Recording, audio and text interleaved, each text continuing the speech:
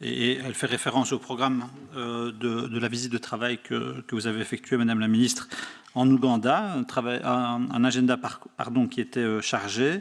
Vous vous êtes notamment rendu dans le camp de Kiaka 2, qui accueille 119 000 réfugiés, pour la plupart des Congolais. L'un des objectifs initiaux de la visite de travail que vous avez effectuée était la signature d'un nouvel accord de développement, ce qui n'a pas pu se faire, faute d'une validation du côté de la Cour des comptes ougandaise. Alors, je veux rappeler que l'Ouganda est actuellement le pays d'Afrique qui accueille le plus de réfugiés et de demandeurs d'asile sur son territoire, 1 500 000 fuyant les violences du Soudan du Sud, pour 57% d'entre eux, et l'Est de la RDC pour 32%.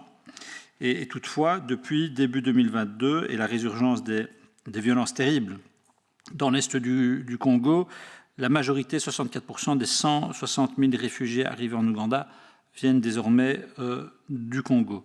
Alors, évidemment, face à cette situation, l'Ouganda a besoin d'être soutenu.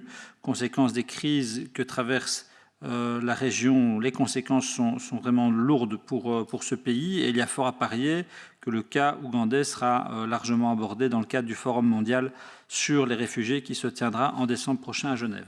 Et donc, est-ce que vous pourriez, Madame la Ministre, nous faire un petit bilan de votre mission en Ouganda? Où en est-on dans la validation par l'Ouganda du nouvel accord de développement?